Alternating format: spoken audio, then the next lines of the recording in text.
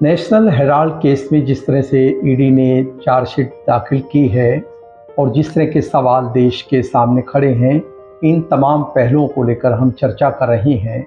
और आज के दौर में सच बोलने की जो हिम्मत है वो अपने आप में बड़ी बात है। और सच के प्रहरी हैं बहुत ही बेहतरीन इंसान मेरे बड़े भाई, देश के जाने माने स्टार समीक्षक जगदीप सिंह सिद्धू हमारे साथ हैं इसी मसले पर। तो बातचीत करेंगे कि आखिर बारंबार ये मसला क्यों उठ रहा है। कहीं बीजेपी की ये मंशा है कि कांग्रेस का जो प्रभाव है, जो असर है, मजबूती के साथ जो पकड़ है, उसको थोड़ा सा कमज़ोर करना। मेरा ये पहला सवाल है आपसे कि चार्जशीट जो है दाखिल कर दी है, आपको लगता है कि ये कहीं सत्ता पक्ष की मैली राजनीति है? हकीकत क्या है, किस तरह से देखते हैं आप? ईडी की चार्जशीट दाखिल होना, ये जो मसला है, इसके लिए सुब्रमण्यम स्वामी ने दिल्ली के राउज एवेन्यू कोर्ट में एप्लीकेशन डाली थी कि इस प्रकार का कुछ लेन देन हुआ है जिसमें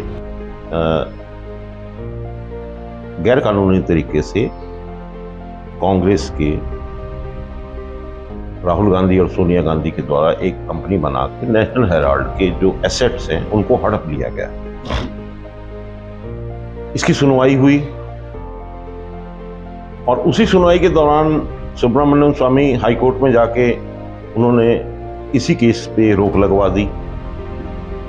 उसके बाद जब आगे कार्रवाई हुई, दोबारा इसकी सुनवाई शुरू हुई, रोक के हटने के बाद तो जो गवर्नमेंट एजेंसीज थी उनको इस केस में कुछ प्राप्त नहीं हुआ और अधिकारियों के द्वारा इसको बंद करने की योजना बनाई गई।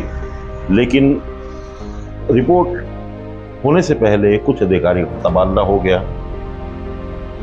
इस केस में वैसे कई पेच हैं, इसके पूरे अगर टेन्योर को देखा जाए।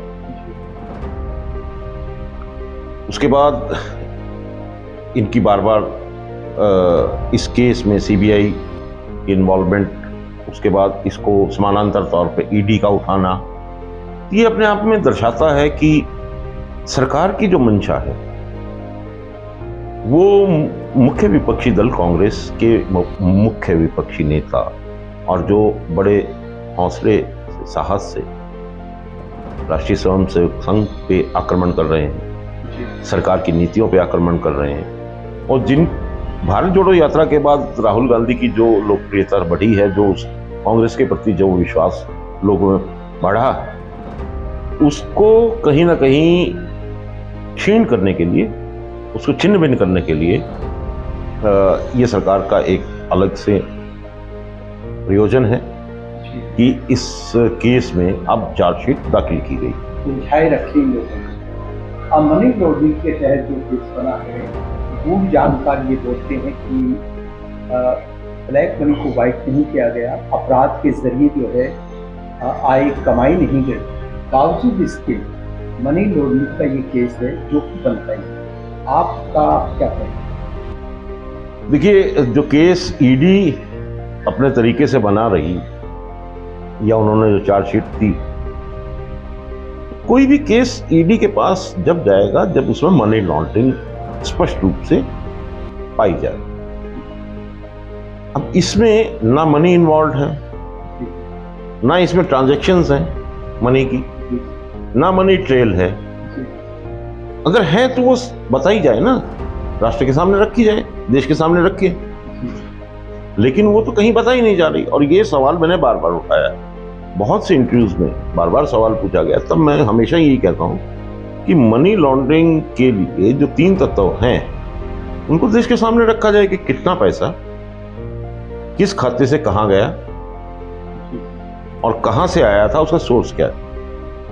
मनी लॉन्ड्रिंग के जितने भी केसेस हुए हैं या ईडी जो भी केसेस कर रही है, वो अपने काल्पनिक सोर्सेज से किसी को भी बना देती है। और उसका एक बड़ा एग्जाम्पल रहा है गृह मंत्री महाराष्ट्र के अनिल देशमुख, जिनके ऊपर ईडी ने और सीबीआई ने एक केस किया था 100 करोड़ रुपए का मामला बताया गया, लेकिन जब चार्जशीट दाखिल हुई 1.8 करोड़ की,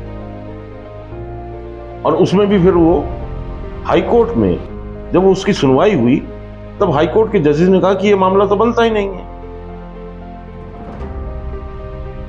तो जो फजीहत उस वक्त हुई थी ईडी की, वो अपने आप में ही बयान करती है कि ईडी किस प्रकार से काम करती है।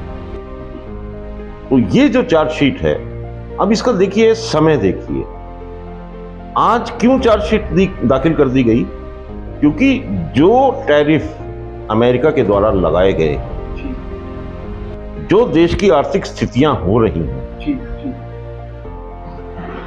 जो देश की नीतियों की वजह से आज देश की हालत है, और जो आने वाले संभावित परिणाम हो सकते हैं, उनसे ध्यान हटाने के लिए ये एक ऐसा मामला खड़ा कर दिया गया जिसमें देश उलझा रहे, देश की आम जनता उलझी रहे, और जो मुख्य विपक्षी दल है वो भी भ्रमित हो जाएं। ये लोग प्रदर्शन करते रहे, हम अपना काम करें। हाँ, तो ये कुल मिला के कहा जा सकता है कि सरकार के द्वारा इस प्रकार के एजेंसियों का प्रयोग ये एक तरह से आम जन को अपनी कार्यशैली से भटकाने के लिए, बरगलाने के लिए ये कार्य किए जा रहे हैं, जबकि इनकी सत्यता की, इनकी वास्तविकता की अगर पड़ताल की जाए तो कहीं आसपास भी नहीं है वास्तविकता के। पीएमएल की जो धारा है 44, 45 और विशेष जो 4 की धारा है, उसके तहत ये सजा मांग रही, जिसमें 7 साल की सजा का प्रावधान है। जबकि कपिल सिब्बल से लेकर सिंघवी तक जो गुण जानकारी रखते हैं, वो कोई आधारभूत नहीं मानते कि इनमें कोई तथ्य है, कोई सच्चाई है। ये केस जो है एक रूप में बहुत झूठा है, काल्पनिक है। ऐसे में 7 साल की सजा के प्रावधान धारा के तहत ईडी का सजा मांगना, ईडी तो कुछ भी मांग लेगी। देखिए, राहुल गांधी की सदस्यता के लिए जब उन्होंने अडानी अंबानी पे लोकसभा में सवाल उठाए, जब सीधा सीधा आरोप लगाया गया प्रधानमंत्री पे कि आप अपने उद्योगपति मित्रों के लाभ के लिए काम कर रहे हैं, तब अचानक एक केस गुजरात में दर्ज होता है, और उसमें जो सजा है वो मैक्सिमम, जबकि जो न्यायपालिका है उसमें ये माना जाता है कि अधिकतम सजा, जो मैक्सिमम सजा होती है, वो ना दी जाए, लेकिन वहां अधिकतम सजा दिलवा के उनकी सदस्यता रद्द करने का काम किया, उनको सदन से बाहर करने के लिए। तो ये जिस तरह से ये कार्यशैली है सरकार की, जिस तरह से ये कार्यशैली है सत्तारूढ़ दल की, ये उस पर ही सवाल खड़े करते हैं कि किस तरह के काल्पनिक केसेस, किस तरह के ऐसे केसेस बनाए जा रहे हैं जो राजनीतिक विपक्षी हैं, उनकी जुबान, उनको चुप कराने के लिए, उनको धाराशायी करने के लिए, उनको हाशिए पर रखने के लिए और अपना रास्ता बनाने के लिए, ये सरकार इस तरह के प्रयोग कर रही है। आपको लगता है कि जिस तरह से केजरीवाल पर खेल खेला गया सत्ता पक्ष की तरफ से, और आज दिल्ली का सिंहासन इन्हीं लोगों के पास है, इसी तरह का खेल ये खेलना चाहते हैं राहुल और सोनिया, अंजाम किस तरह के? देखिए, जहां तक केजरीवाल का सवाल है, वो पक्ष एक अलग पक्ष है, और उसमें कुछ ऐसे तत्व या तथ्य शामिल हैं जो नीतिगत फैसले हैं जी, और उनके आगे जो प्रभाव पड़े वो सामने है। लेकिन जहां तक इस सरकार का सवाल है, इस सरकार की कार्यशैली का सवाल है, सियासत की क्षेत्र में बात, जहां तक सियासत की बात है, तो सियासत में आज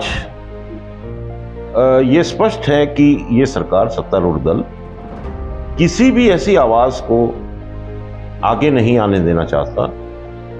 इन पे सवाल ना उठाया जाए, इनकी जवाबदेही ना तय हो, और ये अपनी मनमर्जी मुताबिक जैसे कानून चाहे वैसे बना लें। और जिस तरह से देश को चलाना चाहें वैसे चला लें और जिसको लाभ पहुंचाना चाहें उनको पहुंचा लें। तो सियासत आज उस दिशा में जा रही है और एकाधिकारवाद की जो सियासत है आज उसका दौर है, ये स्पष्ट तौर पे दिखाई देता है। देश की अधिकांश संख्या जो है ईडी शब्द से वाकिफ नहीं थी। इन सरकारों ने इतना उपयोग किया कि एक अपढ़ आदमी भी जानने लगा है ईडी क्या है। आपको लगता है कि कहीं दुरुपयोग चल रहा है? पूरी रूप से दुरुपयोग है।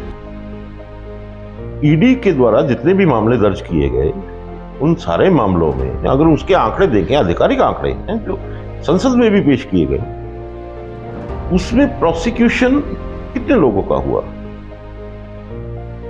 जितने मामले दर्ज किए गए उन मामलों में जो सक्सेस रेट है कितना है, ये तो आंकड़े संसद में पेश किए गए हैं।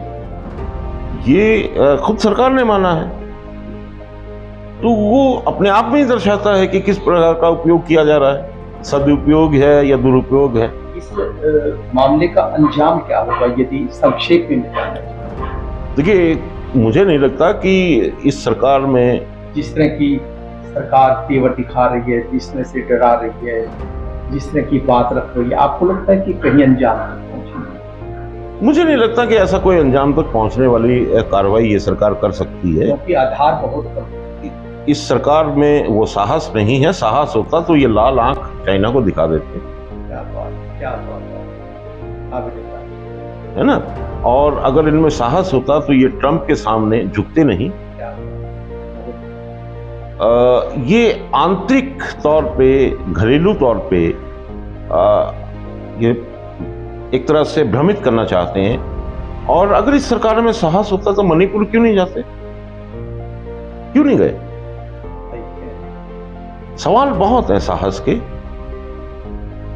लेकिन एक छद्म साहस बनाए रखना, एक वो ऐसा आडंबर खड़ा करना, उसमें इस सरकार की महारत है। ये हमने देख लिया पिछले 10 सालों में। और जहां तक अंजाम की बात है तो मुझे ये लगता है कि ये केवल और केवल सियासत के पैंतरे हैं और समय के साथ साथ ये सियासत के पैंतरे भी अपने अंजाम तक पहुंच जाएंगे। और तमाम दर्शक ये जानना चाहते होंगे कि आखिर ये नेशनल हेराल्ड केस है क्या? 1938 में इसकी स्थापना भी करके जवाहरलाल नेहरू के जरिए फ्रीडम फाइटर को लेकर अखबार चलता था अंग्रेजी, और नवजीवन हिंदी का था, और कौमे आवाज जो है उर्दू भाषा में जो है चलता था। लेकिन जिस तरह से इसका प्रकाशन बंद हुआ और जिस तरह बातें चली तो उसके अधिग्रहण को लेकर के ये मसला है। ऐसा ही कुछ है मसला? जी बिल्कुल है कि ये इसका प्रकाशन बंद हो गया था और इसके जो कर्मचारी थे उनकी तनख्वाह अभी बाकी थी। उसमें कोई 9 करोड़ रुपए के आसपास उनको शायद 9 करोड़ या 98 करोड़ नहीं 98 करोड़ का होगा क्या, ऐसा कुछ देनदारी थी जो 98 करोड़, हाँ 90 करोड़ और 98 करोड़। तो वो देनदारी थी, वो एक कर्ज कांग्रेस पार्टी के द्वारा दिया गया था और उसके एवज में जब वो कर्ज वापस नहीं हो पाया और उसके एवज में उसका एक नई कंपनी बना के और इसका संचालन अपने नियंत्रण में लिया था और इस प्रकार का ये मामला है। और इसमें ये दिखाया गया है कि जो इंटेंशन है उसको आपराधिक इंटेंशन, हड़पने के इंटेंशन साबित करने के प्रयास किए जा रहे हैं, जबकि वो पूरा एक मामला है और कंपनी एक्ट के अंतर्गत आता है। वो देखेंगे, एजेंसीज देखेंगी और उसमें अगर कुछ निकलेगा, अगर कोई ऐसा काम हुआ है तो उसका निश्चित रूप से, अगर ऐसा अपराध हुआ है तो निश्चित रूप से वो अपराध माना जाना चाहिए और वो उसकी सजा भी तय होनी चाहिए। लेकिन अगर कोई अपराध नहीं बनता है और अपराध नहीं हुआ है, उसको अपराध के तौर पे बनाना, वो सब सियासत के पैंतरे। ये गलत है काफी, ऐसा आपका मानना है? भले ही बीजेपी कांग्रेस पर हमलावर है और उसके केस जो चल रही है इसके खिलाफ, लेकिन कांग्रेस का संघर्ष जो है वो लहरों की तरह है। जिनमें आसमानी बिजलियां गिरती हैं तो ये लहरें और ज़्यादा मजबूत हो जाती हैं। और मैं विशेष शुक्रिया अदा करूँगा जगदीप सिंह सिद्धू का, जिस तरह से सच उन्होंने हमारे स्क्रीन पर रखा वो काबिल तारीफ है। मुकेश सोढ़ी, न्यूज़ 7 हिंदी।